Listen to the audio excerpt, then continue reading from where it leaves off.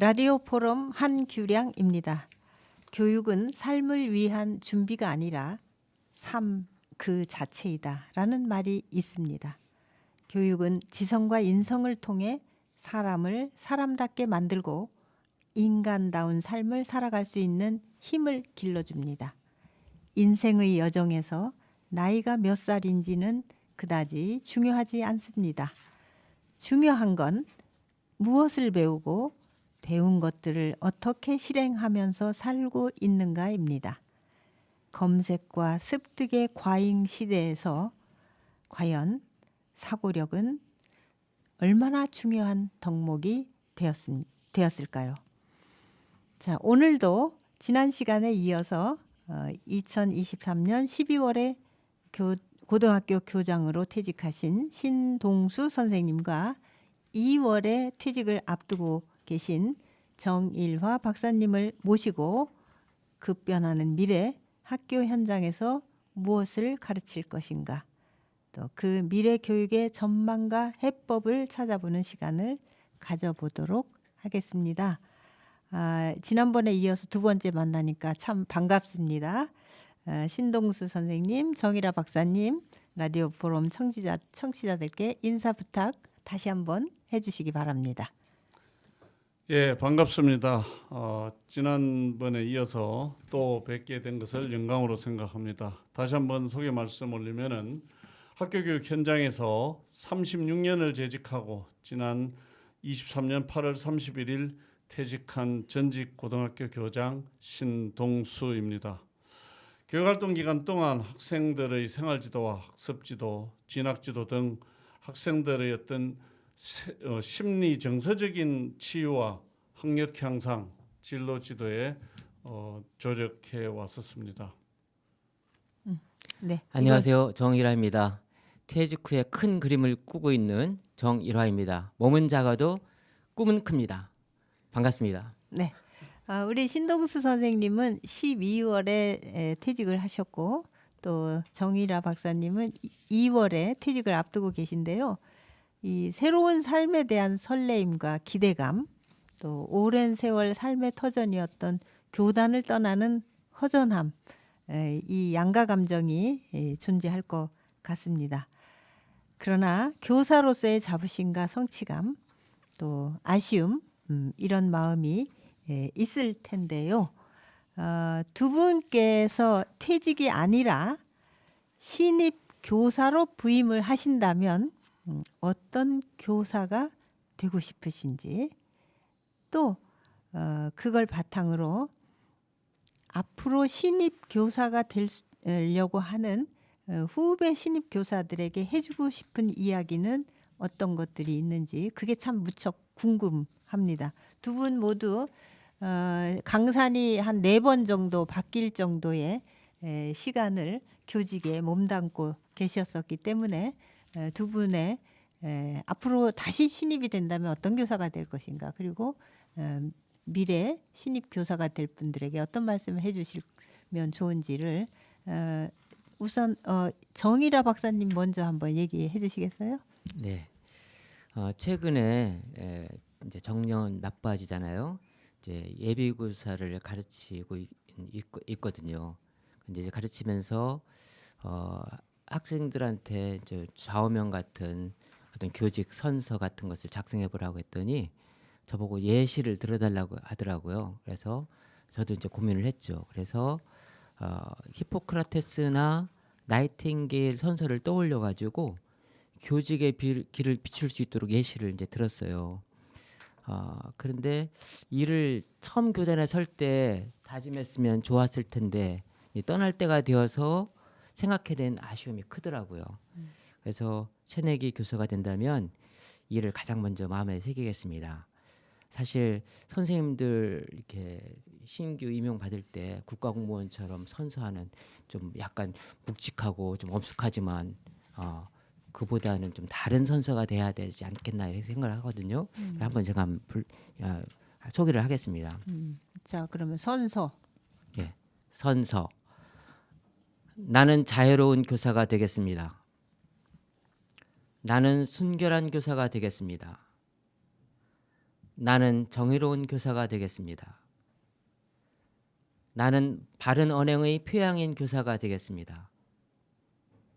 나는 인류애가 가득한 길로 인도하는 교사가 되겠습니다. 나는 사명감을 가지고 가르치는 책임을 다하겠습니다.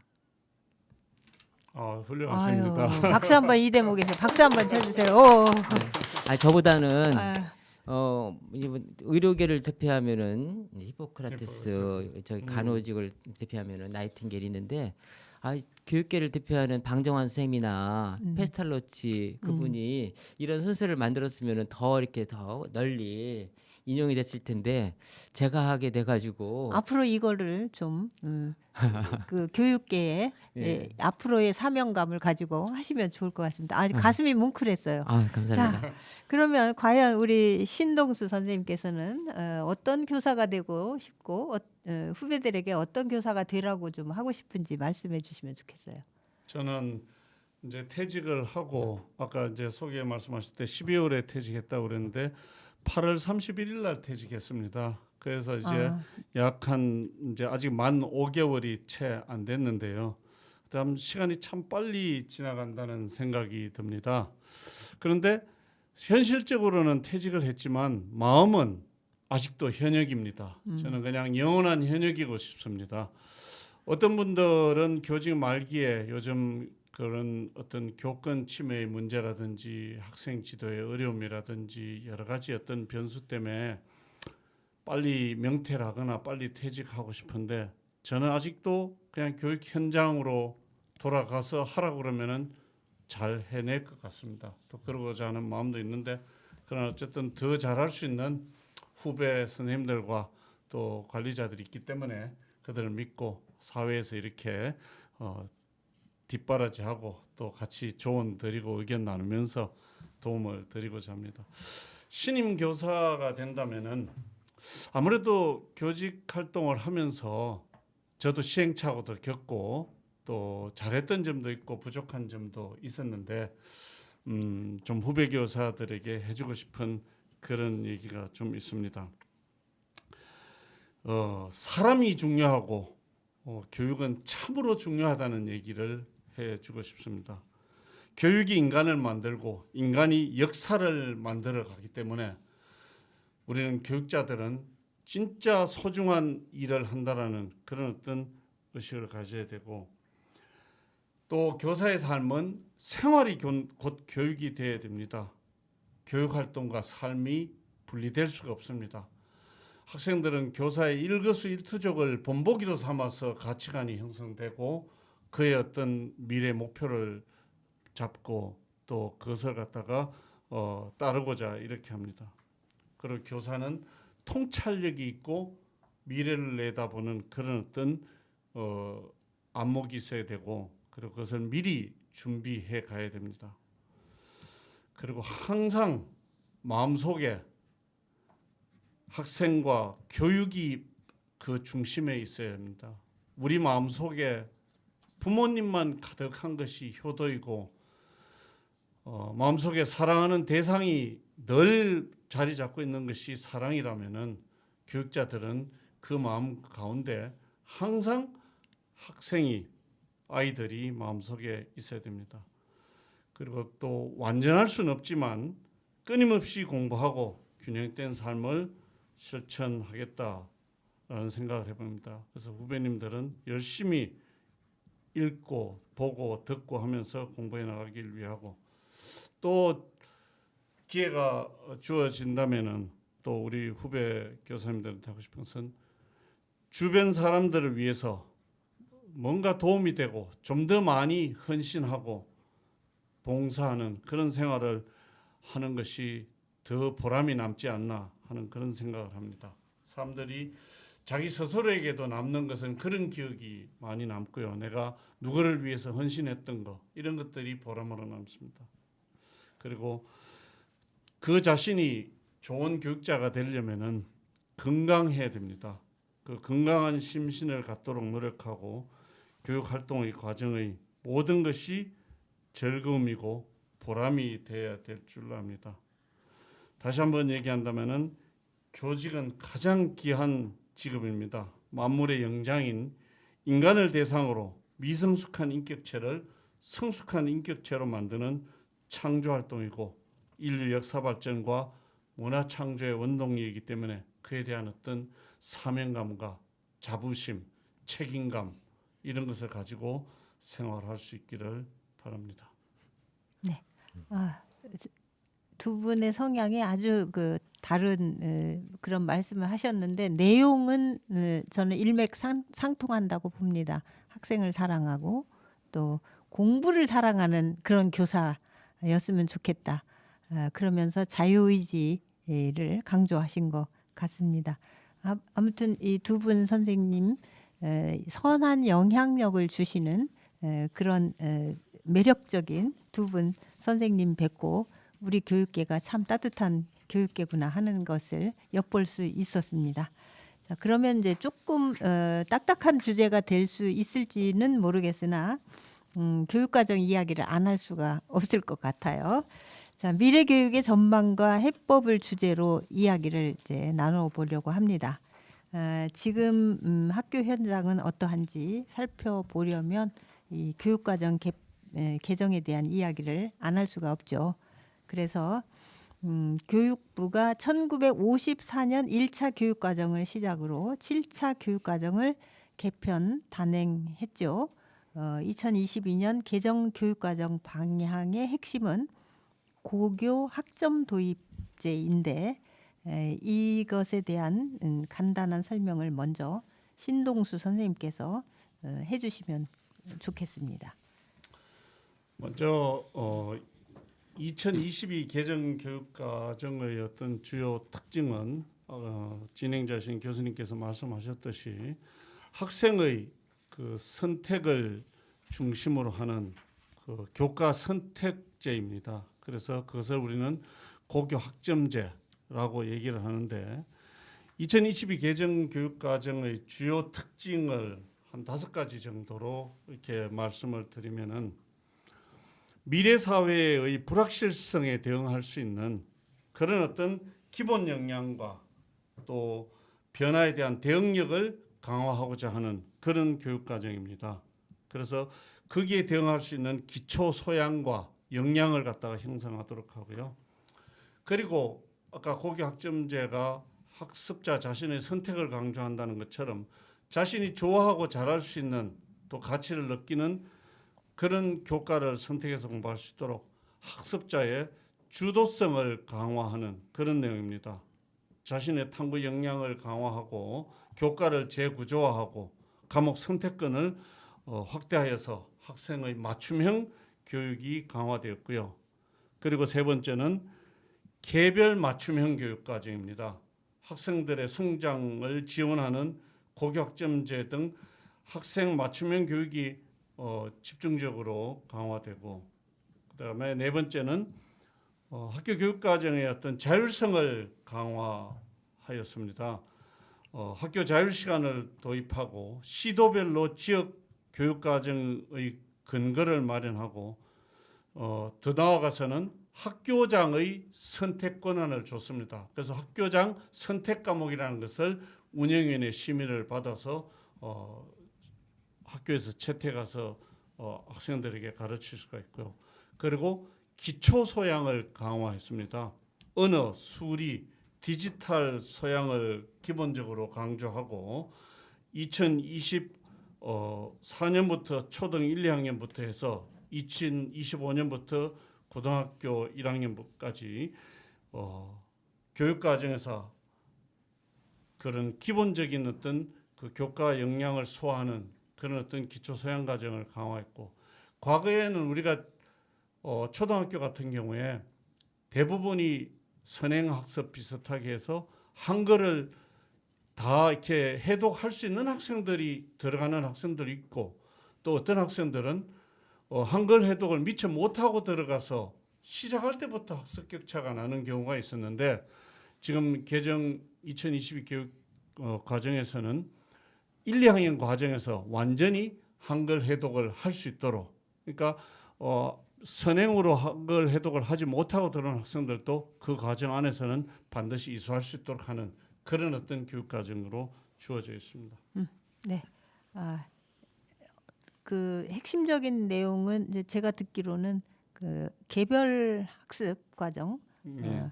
그리고 그 기초 역량을 제외한 나머지는 학습자가 선택할 수 있게 예. 하도록 한다는 말씀이신 것 같습니다. 그러면 우리 정일아 박사님께서는 이 2022 개정 교육과정에 대한 우려의 목소리가 지금 있는데 교사로서 가장 우려되는 부분이 어떤 게 있고 또 이 교육과정이 이 변화되는 시대를 잘 반영하고 있다고 생각하고 계신지 또 만약에 그렇지 않다면 학교에서는 어떻게 개편 변화에 대안을 모색하고 있는지 우리 박사님의 의견을 좀 듣고 싶습니다. 네. 지금 교장 선생님께서 전반적으로 잘 말씀해 주셔가지고 2022 개정 교육과정에 대한 이해가 저 스스로도 지금 더 높아진 것 같습니다. 문제점으로는 아무래도 그 학생의 선택권이 확대되다 보니 이를 수용할 수 있는 여건, 즉 교원의 수급이 문제가 되리라고 합니다. 그런데 이제 문제점이 있으면 그걸 또 극복해 나가고 해결해 나가야 되잖아요. 이걸 어떻게 해결할 것이냐. 근데 이 해결책을 세종시 교육청이 잘하고 있는 것 같아요, 이건요. 예. 그래서 학교 간 공동 교육 과정이나 공동 캠퍼스 조성 이를 통해서 해결할 수가 있다. 네. 그래서 우리가 이제 교원 수급에 어려움이 있지만 현실의 어려움을 탓하고만 있지 말고 뭔가 이렇게 개선할 수 있는 길을 찾거나 만들어 가야 되는 것이 우리 교육자, 교육 당국의 책임이다라는 생각을 합니다. 네, 그 공동 캠퍼스 조성 이거는 예. 굉장히 참 좋은 아이디어 같네요. 예. 그리고 이제 이 인프라 구축과 더불어서 이 교육 과정 프로그램도 중요하잖아요.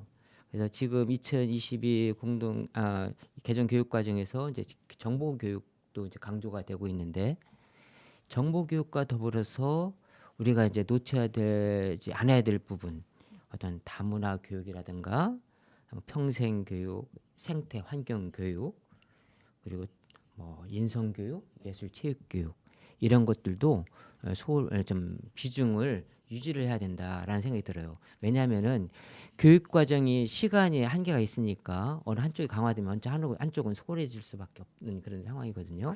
이런 것들을 잘 이렇게 조절해가면서 나가는 것은 나갈 수 있는 지혜를 보는 일이 필요하다라는 생각이 듭니다. 네, 저는 뭐 개인적으로 그 다문화 또 평생 교육의 차원에서의 학습 이런 것들이 좀 관심이 좀 있고 생태 교육 역시 마찬가지고 이것 다음에 한번 주제 한번 다뤄보고 싶은 욕심이 들고 있습니다.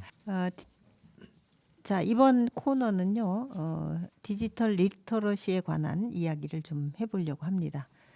디지털 역량은 현대 사회에서 빠르게 진화하는 기술 흐름에 따라 학생들에게 요구되는 필수 역량 중에 하나입니다.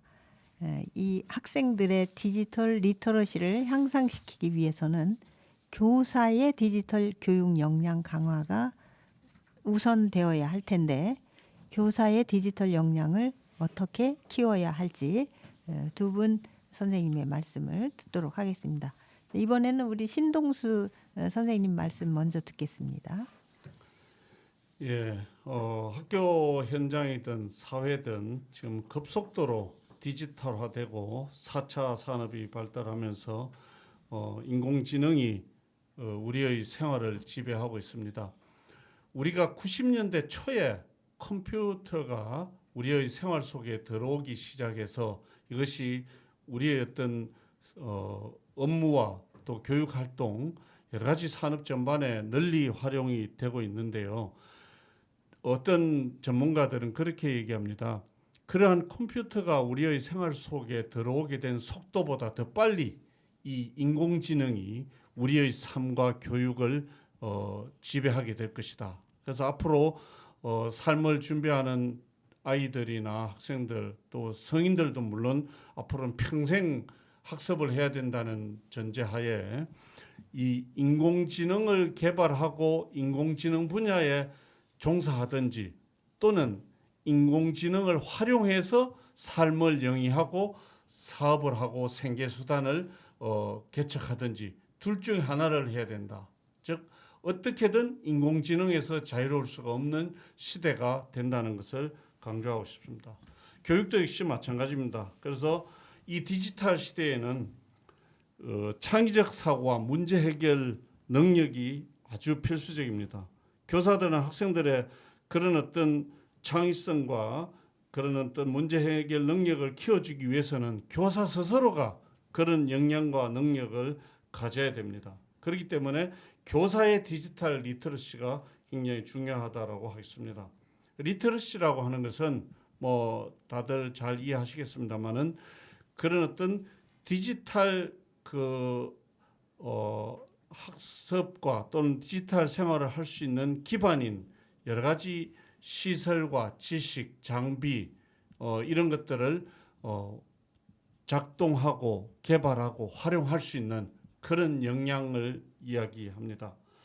그래서 학생들이 디지털 기술과 도구를 안전하게 사용하고 정보를 제대로 검색하고 획득하고 평가하는 비판력을 갖출 수 있도록 지도해야 됩니다. 그래서 정보의 어떤 신뢰성과 개인정보 보호 등에 대한 이해 이런 것을 함양하고 온라인 윤리라든지 사이버 세계에서의 어떤 윤리 같은 것들을 실천하도록 해야 되는데 그러기 위해서는 교사들의 디지털 역량을 강화해야 되는데 첫째는 많은 디지털 리소스들이 있습니다. 그러한 다양한 디지털 리소스를 찾고 사용하고 창조하는 만드는 능력을 향상시키는 것이 중요합니다. 온라인 비대면 학습 시에 학습자들이 제일 흥미를 가졌던 것이 만족도가 높았던 것이 뭔가 하면요. 다른 사람들이 개발하거나 다른 사람들이 만들어 놓은 자료보다도 나를 가르치는 선생님이 직접 만든 자료라든지 영상을 가지고 학습할 때 학생들의 집중도와 만족도가 제일 높았었습니다. 그렇기 때문에 교사가 그 리소스를 직접 제작하고 작성할 수 있어야 됩니다. 그리고 두 번째는 학습 개인화 및 학습 참여를 유도할 수 있어야 됩니다.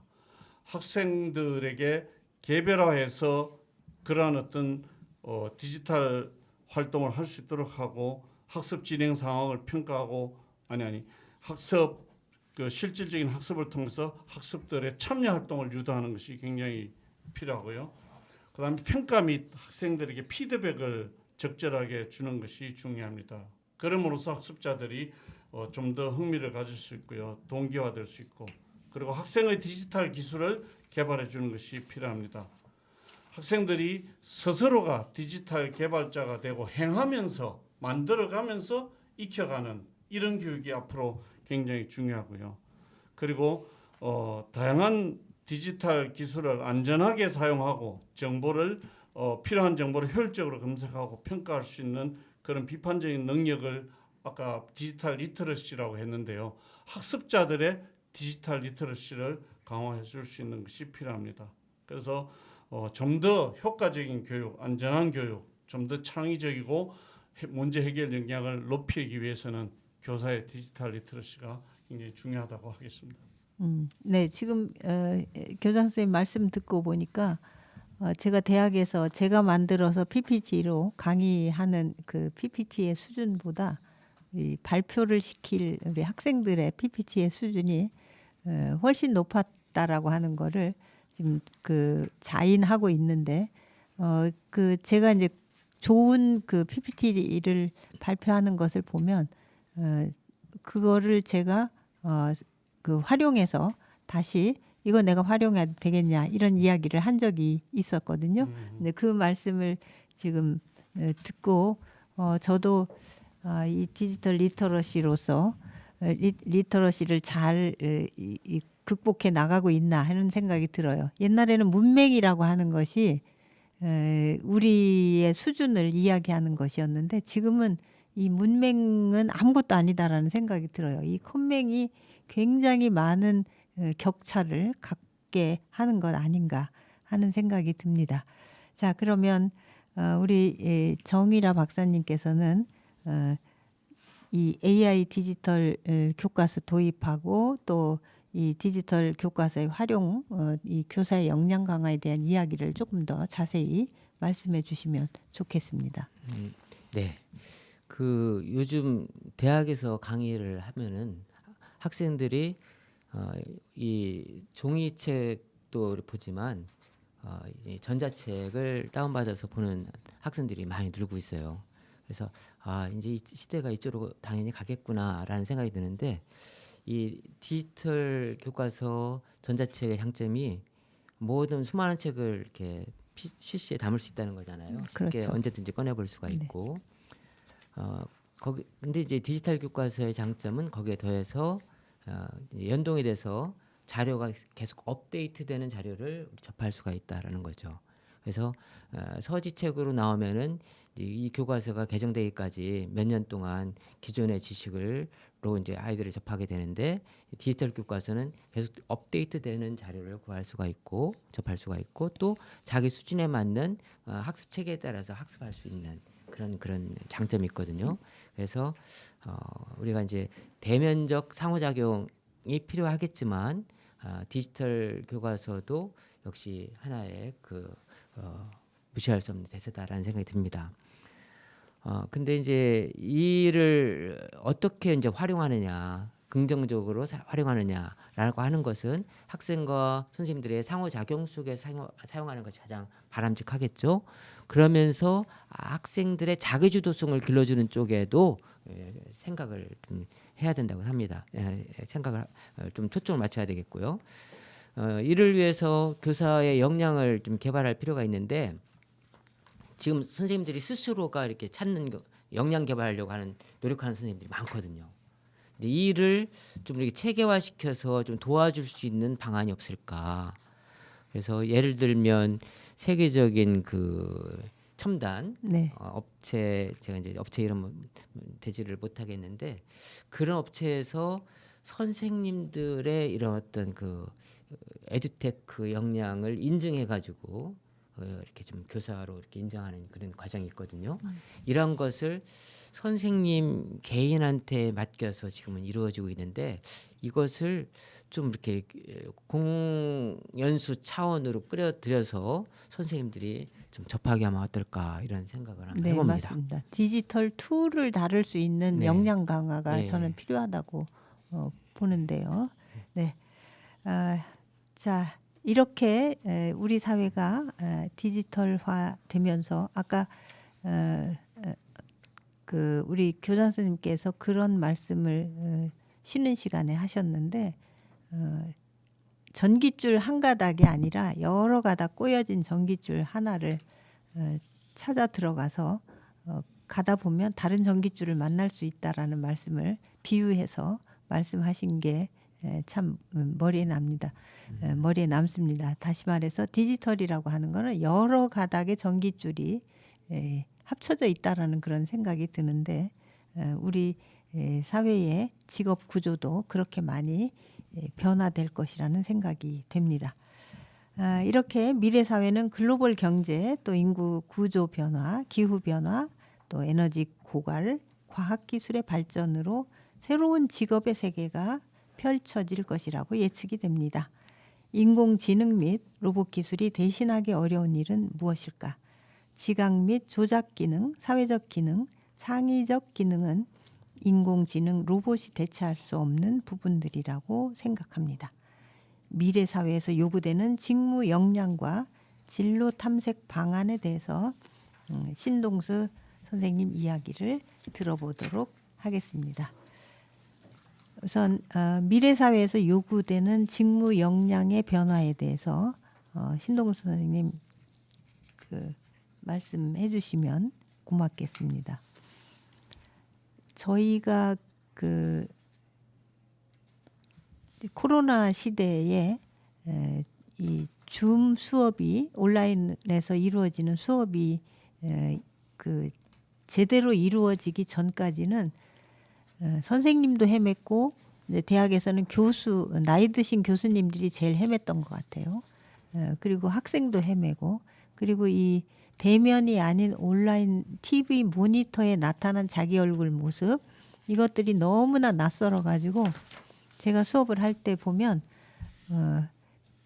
제 얘기를 듣는 게 아니라 TV 모니터에 자기 모습이 어떻게 비춰지는가에 관심이 더 많았어요. 그래서 내내 머리 만지고 거울 꺼내서 쳐다보고 그랬던 생각이 너무 역력한데, 요즘에는 이제 그런 과정을 거치고 나서 한참 시간이 흐르니까 이제는 그걸 자연스럽게 받아들이고 뭐 쌩얼도 나타나고 그렇게 합니다만, 초창기에는 굉장히 저는 그 모습이 재미있어가지고 인증샷을 해서 그 놔뒀던 그런 기억이 생생합니다. 우리 신동근 선생님 말씀 한번 더 들어보겠습니다. 예, 맞습니다. 우리가 그 코로나19 때문에 변화가 급격하게 어떻게 보면은 찾아왔고, 그것이 참 여러 가지 학습자들이나 교육자들 또 우리 국민들을 어렵게 만들기도 했지만, 또 한편으로는 우리가 다가와야 될 미래의 디지털 시대를 성큼 앞으로 당기는 그런 어떤 계기가 됐던 것 같습니다.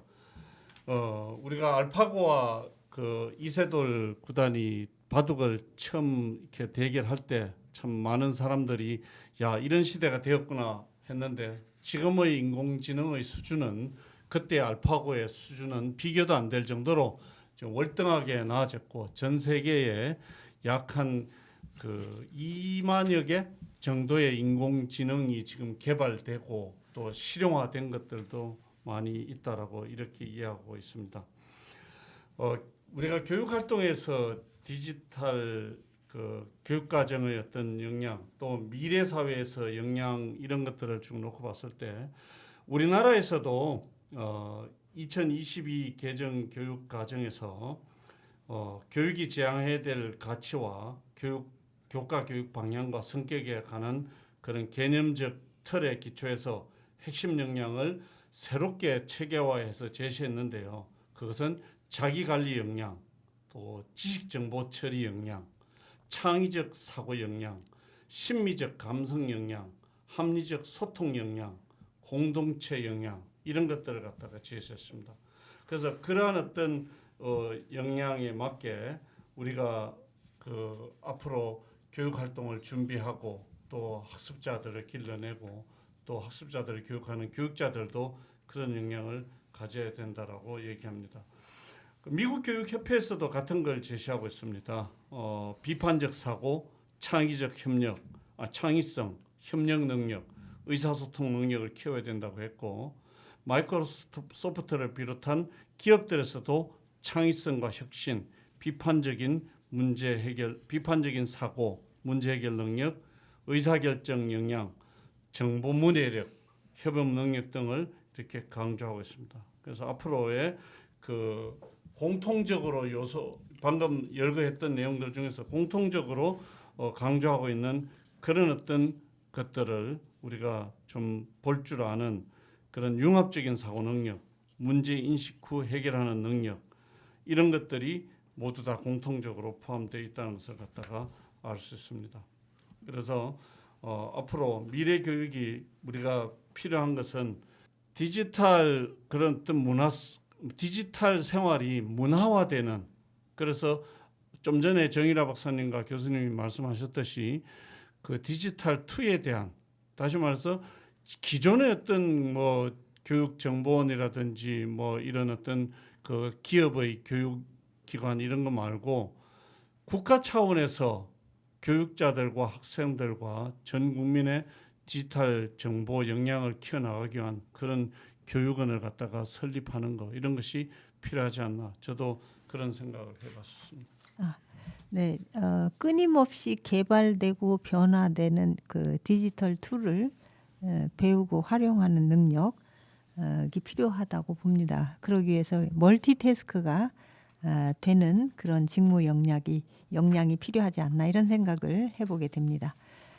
그러면 우리 자유학기제를 통한 진로 탐색 활동, 또 공통 교양 진로 영역을 통해서 지금 진로 교육을 실행하고 있는데, 무엇보다 교사들의 진로 지도 역량을 증진하는 교육도 우선 필요하다는 생각이 듭니다. 학생들이 자기 이해를 통해서 진로를 탐색하고 진로의 목표를 수립할 수 있도록 학교에서 진로 컨설팅을 지원해야 한다고 보는데 우리 정유라 박사님께서는 학생들 진로 탐색을 위한 교사들의 진로지도 역량 증진 방안과 진로 컨설팅을 위한 대안에 대해서 좀 말씀해 주시면 좋겠습니다. 참 어려운 질문을 던져주시네요. 학교에는 이제 진로 진학 선생님이 계십니다. 진로 진학 선생님들이 학생들의 진로 개척을 위해서 사회 각계각층 전문 분야의 전문가들과 연계해서 특강 활동을 하고 있고 이런 어떤 여러 가지 프로그램을 운영하고 있어요. 그래서 일종의 이제 진로 진학 컨트롤 타워 역할을 진로 선생님들이 하고 있어서 예전보다 훨씬 아이들 진로를 개척하는데 도움을 주고 있다. 체계적으로. 진로 선생님은 그럼 교과는 담당하지 않고 요거 진로 상담을 전담으로 합니다. 전담하고 계시고. 예, 그래서 지금 시작된 지가 2012년 정도부터 시작됐는데 지금은 자리를 잡았어요. 그래서 잘 운영되고 있어서 아이들 진로에 큰 도움이 되고 있고요. 그리고 진로 선생님뿐만 아니라 이제 교과마다 교과 선생님들도 이 학생들 진로와 관련해 가지고 무척 많은 애를 쓰고 있어요. 그래서 학생들 개별 학생들의 진로와 관계된 어떤 그 활동, 관찰, 프로그램 마련 이런 것들에 좀 신경을 쓰거든요. 이제 그런 것들이 연결돼 가지고 과목별 세부 능력 특기 사항 이런 것들을 세밀하게 써주시죠. 예. 근데 선생님들이 너무 힘들어요. 이게 한 학생만 쓰는 게 아니라 어떤 선생님은 1반부터 10반 뭐 10반까지 전 교생을 그렇죠. 전 학년을 다 쓰다 보니까 선생님들이 너무 이게 지치고 힘이 듭니다. 그래서 어쨌든 간에 선생님들은 아이들의 진로를 위해서 앞길을 위해서 최선을 노력을 다하고 있다. 그래서 학년 말 평소에도 쓰시지만 학년 말 학기 말 되면은 선생님들이 이것 때문에 정신이 없습니다. 아주 힘들어하십니다. 네. 그래서 학교 현장에서는 이렇게 선생님들의 애로사항, 노고가 아주 듬뿍 한 것 같습니다. 급변하는 교육 환경 속에서 학생들의 스트레스 수준은 매우 심각한 상황입니다. 교사가 학생을 관찰한 뒤에 필요하면 어느 때나 학생의 건강 상태를 살펴볼 수 있는 진단 검사, 마음이지 검사가 도입되어 학생이나 학부모가 교사에게 요청하면 검사와 상담을 받을 수 있습니다.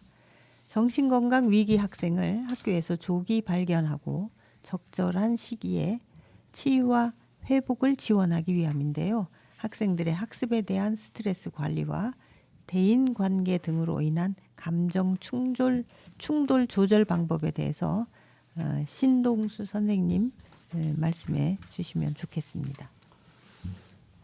사실 우리 교육이 장점이 많고 또 학습자들의 어떤 그 학력을 향상시키는 이런 어떤 그 효율성에서는 뭐 세계적인 수준에 있는데요. 근데 이런 것이 교과 교육과 진로 진학을 위한 어떤 교육이 중심이 되다 보니까 그 바탕이 되는 학생들의 마음과 심리 상태 이런 학업 스트레스에 관해서는 다소 소홀했던 것이 사실입니다. 특히 이 코로나 기간 동안에 한때는 학교 폭력이 줄다가 다시 대면 수업이 시작되면서 학교 폭력이 늘어나고 하는 그런 것들을 이렇게 본다면은 우리가 아이들의 마음을 보살피는 활동 이런 것들을 좀 더 세심하게 해야 된다는 그런 필요성을 갖다가 느낍니다. 사실 학교 현장에 있을 때도 진짜 저 아이는 왜 저럴까? 저 아이는 좀 우리가 대신 보살펴 주고 싶은데 교사의 능력으로만 보살피기에는 한계가 있는 아이들.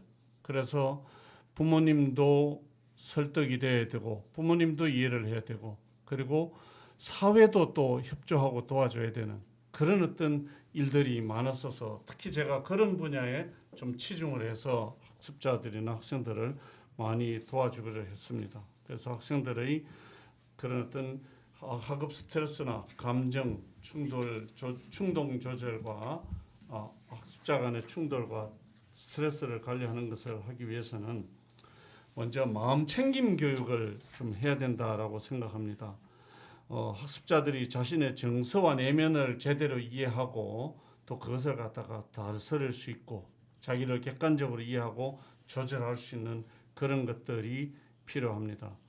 그래서 초등학교 1학년부터 고등학교 3학년까지 이제 체계적으로 지원할 수 있는 좀 전에 교수님 말씀하신 마음 이지 교육 같은 거 이런 도구들을 활용해서 해야 됩니다. 그래서 위기 학생을 선별하고 검사하는 도구가 도입되고 또 실질적으로 학교에서 그런 것이 활용되고 많이 활성화되고 발전되고 있습니다. 그리고 학생 마음 건강 교육 전담 조직을 신설해야 되는데 교육청에 있는 그 미센터, 각급 학교에 있는 위클래스 그리고 순회형 그런 어떤 마음 돌봄 전담 조직들이 있는데 이런 것들이 좀 더 전문화되고 확대되어서 그런 전문 인력이 배치되어야 됩니다. 사실 제가 현직에 있을 때 이렇게 느낀 건데요. 교과 수업도 하고 생활 지도도 해야 되고 다양한 생활 기록부터 써야 되는 선생님들이 아이들이 마음이 어려운 아이들 물론 공감하고 지지하고 함께 돌봐주지만은 시간적으로나 역량면에서 다 보살피지 못하는 경우가 많았었습니다. 그런 사람들을 좀 더 도와줄 수 있는 인력이 보강되고 정원돼야 됩니다. 그래서 초기에 도움을 제대로 받는 것이 굉장히 중요하다 하는 것을 알 수 있고요. 특히 인터넷에서 요즘 학생들이 무분별적으로 그 노출되는 그런 어떤 그 폭력이나 자살 이런 어떤 정보들이 학생들의 정신 건강에 악영향을 미치는 경우가 있고 유해 정보들이 너무 많이 넘쳐나고 있습니다. 학생들에게 그런 것에 대해서 잘 견디고 비판할 수 있는 능력도 키워줘야 되겠지만은 그런 것이 선택적으로 좀 이렇게 학생들에게 걸러져서 들어갈 수 있는 그런 그 시스템을 갖출 필요가 있고요. 특히 우리가 인간의 어떤 발달은 신체와 마음과 정신이 함께 발달합니다. 그래서 우리가 흔히 과거에는 지덕체 했는데요. 요즘은 덕지체 그럽니다. 신체 활동이 그런 어떤 체덕지 합니다. 신체 활동이 덕의 바탕이 되고 덕이 지적 활동의 바탕이 되는 그런 관점입니다. 이 세 가지가 균형을 이루어야만이 안정되게 발전을 할 수가 있습니다. 그래서 학생들에게 예술 활동, 그다음에 어떤 체육 동아리 활동, 이런 문화 활동을 갖다가 적극적으로 장려하고 권장하고 학교에서도 그런 시간과 공간에 여유를 많이 둬야 된다라고 생각합니다. 네. 지덕체가 체덕지로 바뀌어야 된다는 말씀에 저는 엄청 공감을 하게 됐습니다. 자, 아동과 청소년들에게 학교는 매우 중요한 환경 체제입니다. 시간은 흐르는 것이 아니고 쌓이는 것이라고 합니다. 인생에서 가장 중요한 시기인 학생들의 시간은 쌓이고 쌓여서 미래 인재로서의 모습을 만들어 갈 것입니다. 마음 챙김과 스트레스 케어를 통해 학생들이 행복한 학교가 되었으면 좋겠습니다. 아동 청소년기부터 만성 스트레스와 마음의 고갈로 번아웃 증후군을 경험하고 있다는 것은 성찰해야 할 우리의 과제입니다.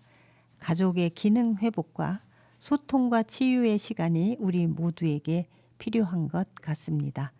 마음의 힘이 강해야 학습 역량도 높아지는 것입니다. 스트레스에 아파하는 학생들에게 쓰담 위로와 응원을 보냅니다.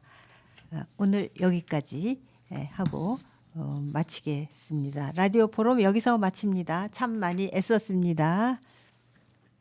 네, 감사합니다. 네, 또 만나요. 감사합니다. 감사합니다.